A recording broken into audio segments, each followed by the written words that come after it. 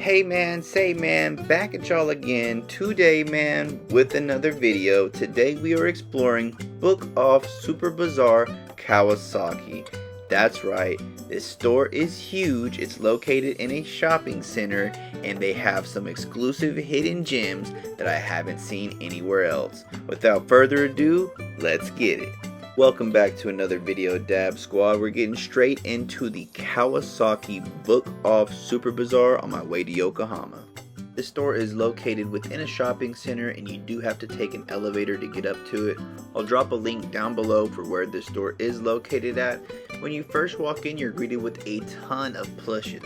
Now the whole time I've been out in Japan, I've been looking for a Solomon's plush, but I didn't see one there, so I had to keep it moving. Anytime we come to these stores, my main goal is to try to check out the designer section and the video game section.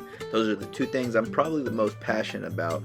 So first we were greeted with the designer cabinets. Going straight into those, they have a few things. The Louis V section wasn't huge, but they did have a few wallets, card holders. They had a Speedy 25 it looked like. A couple men's wallets that did have a good condition on it for a pretty good price, and of course they did have one of the cigarette holders that I like, so hey man, I was super tempted to pick that up.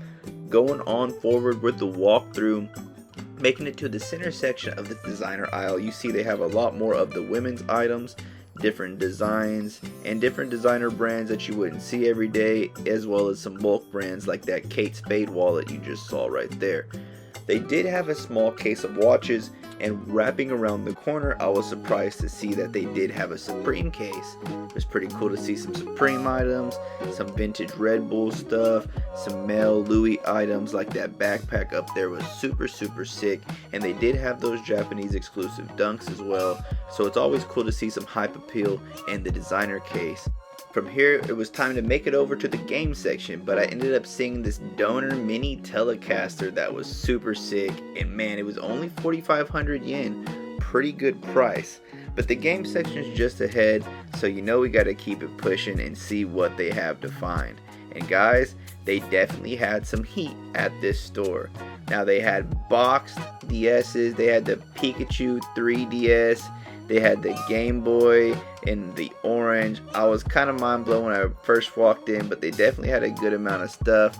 They got that PSP up there, a Vita, but really they shined when it came to the box DS's. I mean, look at those box DS's. The Animal Crossing Special Edition, that red one up there was super sick. Just a classic black and red light too, and an original in the box DS all the way on the far right. It's always good to see some of the classics. They did have a pretty wide selection of controllers too. I first thought this one was a watermelon controller, but once I got it out, it was one of those ASCIs. I also got duped with another controller that was back there as well. I'm only collecting the Ice Blue Clear official 64 controllers, and unfortunately that's not what either one of those were. They did have a couple junk bins right here, but the junk bins were pretty picked through, kind of what you would expect, and one got a little bit out of my hand. I was trying to do that all with one hand, and that one was a little top heavy on me, so I ended up slipping it. But needless to say, I put it back in the shelf and made sure to continue on with the search. They did end up having a decent amount of MacBooks and iPhones. Right behind that, they had a huge amount of PlayStations, GameCubes, Famicoms, the equivalent of the SNES. They had some racing wheels, and they did have two more junk bins there at the end of that aisle. At the end of that aisle was pretty much just PlayStation controllers though in that junk bin. I did like that old school racing controller for the SNES. They also did have a pretty good amount of complete in-box GameCubes, but it was funny that some of these loose GameCubes were actually more expensive than the ones that were complete in-box. I don't know what was up with that. Maybe you guys will know. Maybe they just bought them a little higher, so that's what they were priced at. But either way, I wanted to keep walking around. They did have a pretty nice wall hanger of the guitars.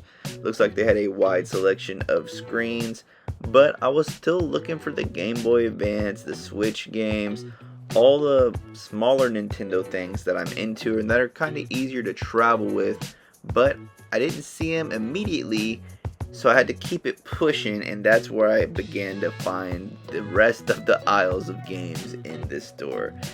You can see it. There are so many games, and we're a DS collector, so we went straight to the DS section. They didn't have anything that I was looking for in particular off the bat, at least so I thought until I double backed later on, but they had a pretty packed selection of retro as well. The aisle was pretty full, so we're gonna have to circle back around to that in just a minute for you guys. But in the meantime, let's try to find the consoles. I know they're gonna have some older consoles somewhere. They gotta have some hard parts like DS's. Got the 2DS, Game Boy Yellow Edition, couple boxed 3DS's, Dreamcast up there, a row of PSP, couple rows of DS down there. Got the Peach DS, a selection of memory stick duos.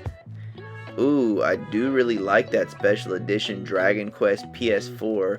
Have a display back home that would look amazing in. Those vinyls on the wall caught my eye as well. Pretty nice little selection of vinyls on the wall.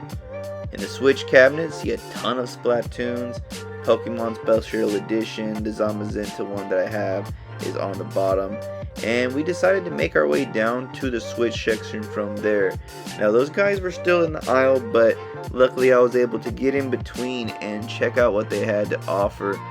Not really much, believe it or not. It was a lot of DS loose carts, and I wanted to go ahead and continue to see what else this store had to offer. I was really looking for a copy of Soul Silver, so I wanted to get back into the DS section just to make sure I didn't overlook anything.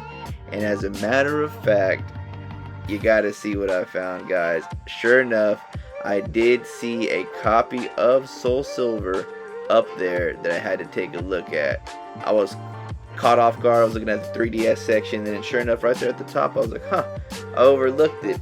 Now, I was super excited at first because I thought it was complete with the Pokewalker, but that's what the sticker said, no Pokewalker included.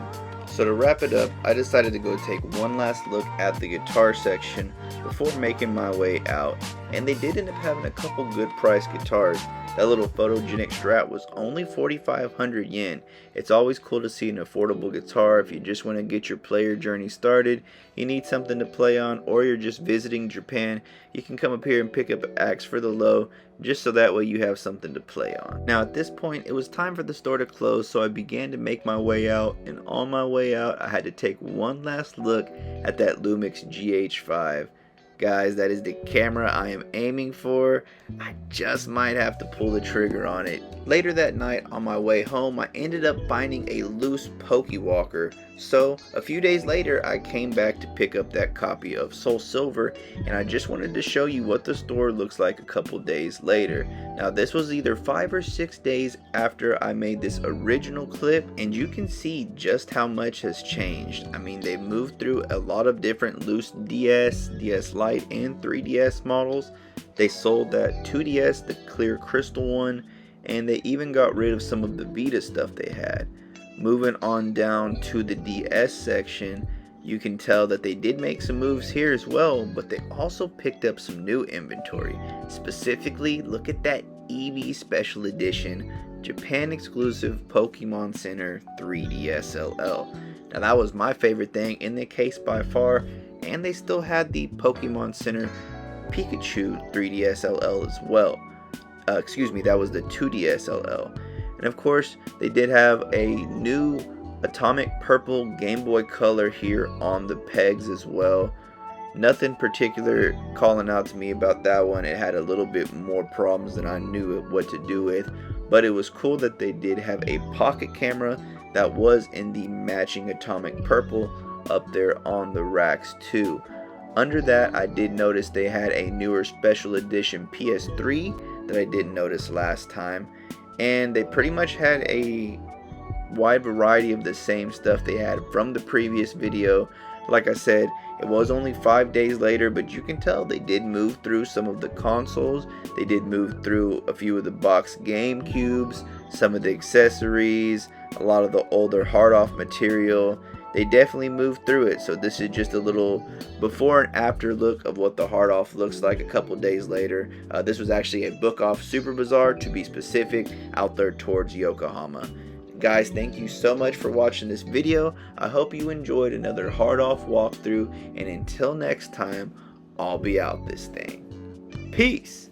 If you like this video, chances are you'll like these videos from Japan too, so go ahead and check them out.